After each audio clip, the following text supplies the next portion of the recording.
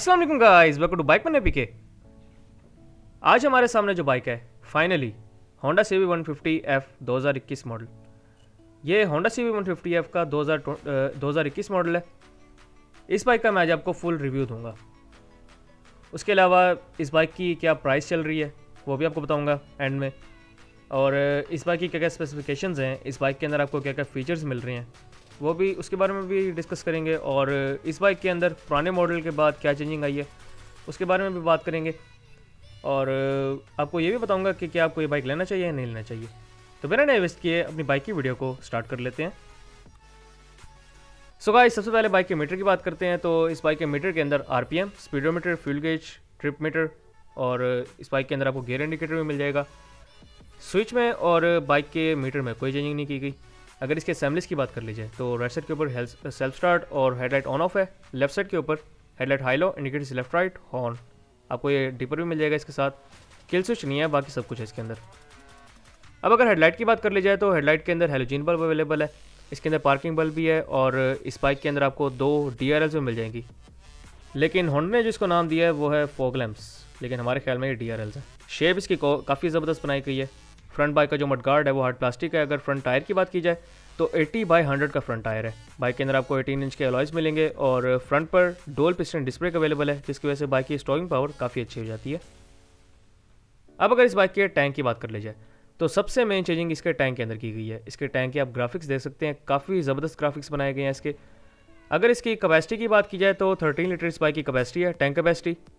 और इसके साथ अगर इसकी पेट्रोल एवरेज की बात कर ली जाए तो इस बाइक की पेट्रोल एवरेज आपको 40 to 45 किलोमीटर पर लीटर ये बाइक आराम से दे सकता है। और अगर आप स्पीड नॉर्मल मेंटेन रखेंगे तो आपको 40 तक आपको एवरेज मिल जाएगी, 40 to 45। सीट बाइक की काफ़ी कंफर्टेबल और काफ़ी सॉफ्ट सीट बनाई गई है। और उसके अलावा लॉन्ग टूर्स पर अगर आप एवरेज निकालें तो आपको ज़्यादा अच्छी मिलेगी। अब अगर इस बाइक के इंजन की बात कर ली जाए तो 4 stroke single cylinder overhead camshaft engine है इस बाइक का। इस बाइक के अंदर आपको इंजन बैलेंसर भी मिलता है, जिसकी वजह से बाइक वाइब्रेशंस प्रोड्यूस नहीं करता। अगर इस बाइक की डिस्प्लेसमेंट की बात कर ली जाए तो 149.2 क्यूबिक सेंटीमीटर इसकी डिस्प्लेसमेंट है। बॉल इस बाइक का 57.3 mm, स्ट्रोक इस बाइक का 57.8 mm। कंप्रेशन रेशियो 9.1:1 इस बाइक की कंप्रेशन रेशियो है। और बाइक के अंदर आपको जो ट्रांसमिशन मिल रही है 5 गियर ट्रांसमिशन है, पहला गियर आके बाकी 4 गियर पीछे की तरफ। बाइक के अंदर आपको रिटर्न शिफ्ट मिल रहा है। और उसके अलावा बाइक के अंदर आपको सेल्फ स्टार्ट और किक स्टार्ट दोनों मिल जाएंगे। और स्पीड की अगर बात की जाए तो बाइक की पिकअप बहुत ज़बरदस्त है। स्पीड वाइज ये 90 से 100 तक जाता है। इसके बाद अगर इस बाइक के बैक साइड पर आ जाएँ तो बाइक के जो बैक शॉक्स हैं वो swing arm adjustable back shocks हैं। 91 mm स्विंग आर्म शॉक्स हैं ये बाइक के। और फुल चेन कवर है बाइक के अंदर। और डिज़ाइन आप देख सकते हैं, काफ़ी ज़बरदस्त डिज़ाइन है इसके चेन कवर का। अगर इसकी बैक लाइट की बात कर ली जाए तो बैक लाइट में आपको एक सिंपल बल्ब मिल रहा है। CD70 वाले बाइक के अंदर इन्होंने अभी भी इंडिकेटर्स लगाए हुए हैं। और बैक पे जो इसका मडगार्ड है, आपको बैक मडगार्ड इसका हार्ड प्लास्टिक का मिल जाएगा। इसके बाद अगर इस बाइक के सिलेंसर की बात कर ली जाए तो इस बाइक का जो आपको सिलेंसर मिल रहा है वो ब्लैक पाउडर कोटेड है, जिसके ऊपर आपको एक क्रोम प्लेट इंस्टॉल मिल रही है। और अगर इस बाइक के साउंड की बात की जाए तो बाइक का साउंड काफ़ी अच्छा बनाया गया है, लेकिन जो होंडा 125 के लवर्स हैं उनको साउंड उस तरह का नहीं मिलेगा। अब अगर इस बाइक की लेंथ वगैरह की बात कर ली जाए तो इस बाइक की आपको जो लेंथ मिल रही है वो है 2051 mm। इस बाइक की अगर विड्थ की बात की जाए तो 760 mm है। बाइक की जो हाइट है वो है 1085 mm। अगर इस बाइक की सीट हाइट की बात की जाए तो 766 mm बाइक की सीट हाइट है। Ground clearance 168 mm। अगर इस बाइक की व्हील बेस की बात की जाए तो 1311 mm बाइक की आपको व्हील बेस मिलेगी। बाइक का जो ओवरऑल वेट है अभी वो है 124 kg। अब सबसे पहले इस बाइक के कंफर्ट लेवल की बात कर लेते हैं। तो कंफर्ट लेवल में मैं इसको फुल नंबर देना चाहूँगा, 10 out of 10 नंबर देना चाहूँगा इसको, क्योंकि बाइक इन्होंने काफ़ी कंफर्टेबल बनाया है। वाइब्रेशंस आपको इस बाइक के अंदर फील नहीं होती। इंजन तो इसका ओवरहेड कैमशाफ्ट है ही, लेकिन उसके साथ इसके अंदर बैलेंसर लगा हुआ है, तो बैलेंसर काफ़ी हद तक जो वाइब्रेशंस हैं वो एब्जॉर्ब कर लेता है और आपको वाइब्रेशंस काफ़ी हद तक कम फील होती हैं। और अगर आप 80 क्रॉस करेंगे तो फिर आपको कुछ वाइब्रेशंस फील होंगी, उससे पहले बाइक के अंदर वाइब्रेशंस नहीं है। उसके अलावा अगर इस बाइक की पेंट एंड बिल्ड क्वालिटी की बात कर ली जाए तो बाइक की पेंट और बिल्ड क्वालिटी बहुत ज़बरदस्त बनाई गई है। ये कलर काफ़ी अच्छा दिया है इन्होंने इस बाइक के अंदर। और अगर इस बाइक के टायर्स एंड ब्रेक्स की बात की जाए तो बाइक के टायर्स में थोड़ा सा इशू है, टायर्स इनको थोड़े से अच्छे देने चाहिए थे क्योंकि अक्सर बाइक स्लिप हो जाता है इनके टायर्स की वजह से। लेकिन ब्रेकिंग जो है वो ब्रेकिंग काफ़ी अच्छी है, बाइक की फ्रंट ब्रेक भी बहुत अच्छी है, बाइक की बैक ब्रेक भी बहुत अच्छी है।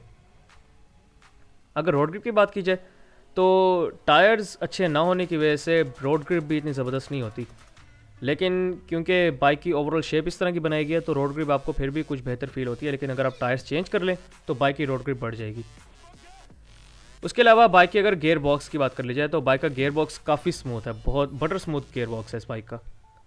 इस बाइक की अगर सीटिंग पोस्चर की बात की जाए तो सीटिंग पोस्चर बाइक का अच्छा बनाया गया है। अगर इसकी पार्ट्स अवेलेबिलिटी की बात कर ली जाए तो अब इस बाइक की पार्ट्स अवेलेबिलिटी का इशू इतना नहीं है, आपको इसके पार्ट्स मिल जाते हैं। लेकिन अगर आप 1 साल पहले चले जाएं तो इस बाइक के पार्ट्स काफ़ी मुश्किल से मिलते थे।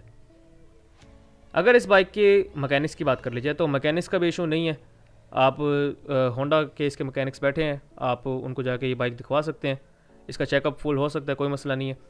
और अगर इस बाइक की रोड अट्रैक्शन की बात की जाए तो जब ये नया मॉडल रोड पे निकलता है तो अट्रैक्शन तो है इसकी, नो डाउट इस बाइक की अट्रैक्शन अभी भी है, YBR से ज़्यादा इस बाइक की अट्रैक्शन है।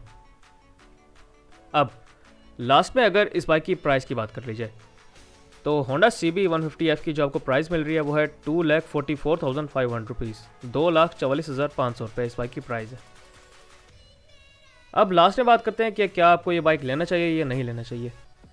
अब इस बाइक की ये खूबी है कि ये बाइक फुल ये पाकिस्तान में नहीं बना हुआ, ये इंपोर्ट हुआ है बाहर से। इस बाइक के तमाम पार्ट्स जापानीज़ पार्ट्स हैं और काफ़ी अच्छी क्वालिटी के पार्ट्स हैं क्योंकि जापानीज़ पार्ट्स हैं इसी वजह से। और इस वजह से ये बाइक थोड़ा सा महंगा भी है, 2,44,500 रुपये इस बाइक की प्राइस है। लेकिन मेरे ख्याल में अभी भी थोड़ा सा ज़्यादा महंगा है, 2,44,000 रुपये आप एक 150cc के लिए भर रहे हैं तो अफोर्डेबल तो नहीं है, ये बाइक काफ़ी ज़्यादा महंगा है।